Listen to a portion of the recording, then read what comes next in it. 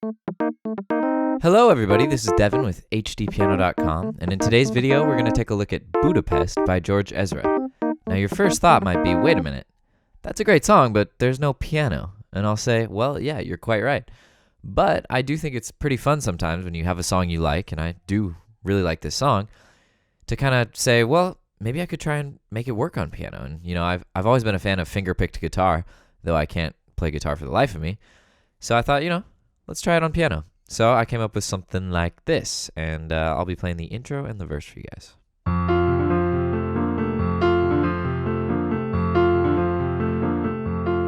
Here's the verse.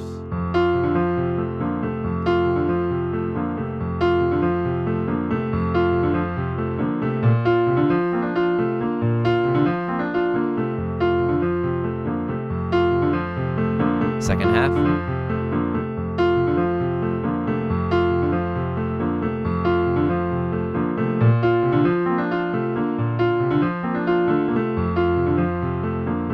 Take it.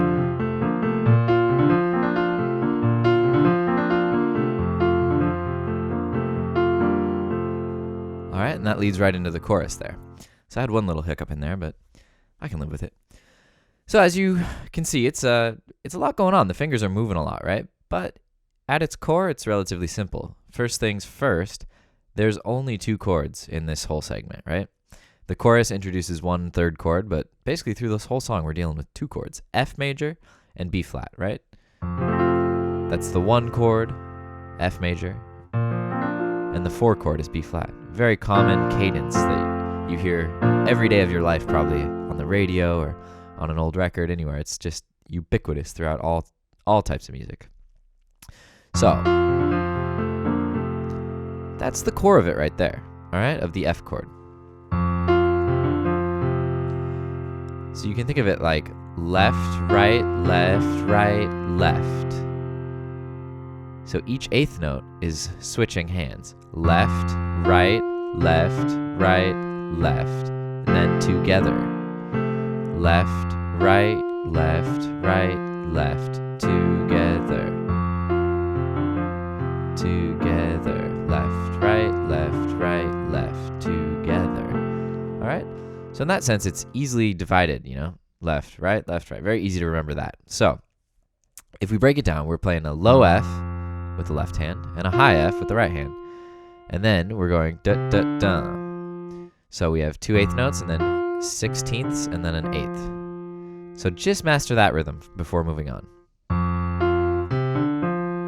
1, 2, 3, 4, and 2, and 3, and 4, and 1, and 2, and 3, and 4, and. All right, that's a good place to start, but that's only half of it. 1, and 2, and 3. We hit the C again with the left, and then 3, and 4, and.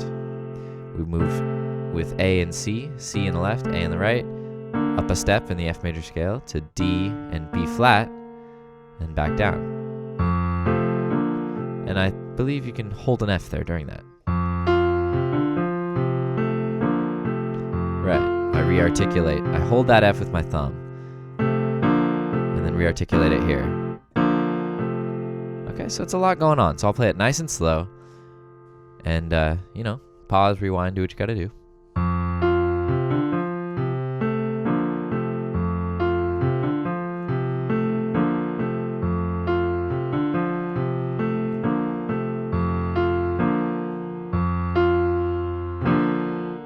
And that's how we end the intro. Instead of going, we go. All right. And that's just kind of like gives it a nice pause so that the verse can come in, and or it can lead into the chorus like that. But that's one chord, right? So then we got to try the 4 chord, the B flat chord. All right. And it's always just a one measure pattern that's just repeating a lot. So once you pick up one measure, you have, gosh, like 90% of the song, I'd say. So in this case, at the end, we're going up to that D and B flat instead of going down to this like we do in the F section, right? So left, right, Little different this time, right? Left, right, and then left plays all of this, right? Familiar sound.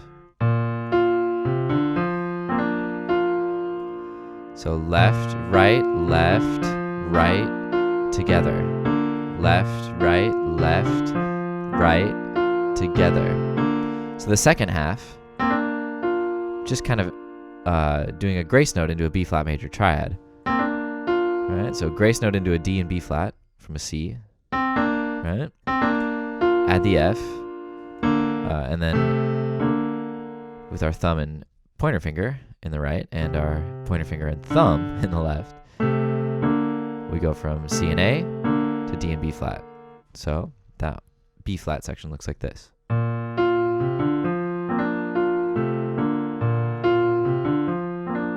now the second time we reverse this. Instead of going up to the B flat and the D, we go down to the C and the A. And that leads us back into the F. To the B flat. Now reverse it. To B flat.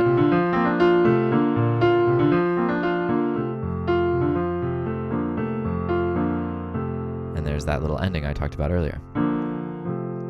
Alright, so I'll play through what I just did there one more time, even slower, so you can just break down those differences. But essentially, we've only got our F chord, and then we've got our B flat chord, which has either that, or at the end of it, has this to lead back into the F, right? And then on top of that, the only other thing I've shown you is the way to end it, right? So check it out. Here's the F chord.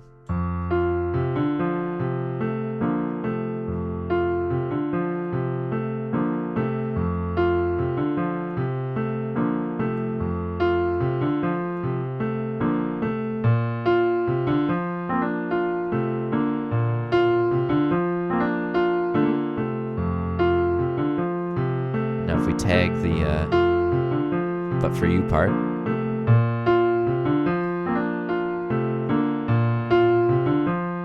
I'd leave it all, right? And here's the ending.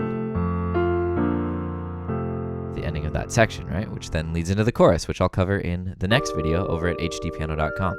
So there you have it. That's my interpretation of Budapest by George Ezra, taking the finger-picking guitar and turning it into a piano part, which I encourage you to do for any songs that you like that might not have piano. It's a very rewarding experience, and also if you can manage to sing on top of that, hey, I'll personally give you an award, because it's tough. It takes a lot of practice, and the independence between your hands and your brain and your voice is like, whoa. But when you do master it, it's such a great feeling. It's just so cool to know that, like, wow, I just got better at something. So, and I hope that's the spirit you guys are feeling with these tunes here at HDpiano.com. So with that said, tag us on Twitter at HDpiano, hashtag HDrequests if there's any other songs you'd like us to do. Instagram, HDpiano, where we're happy to repost your performances of any of our videos. As well as Facebook, give us a like, HDpiano. Well, I'm Devon with HDpiano.com, and I'll see you over at the site or in a future video. All right, keep up that piano playing, guys.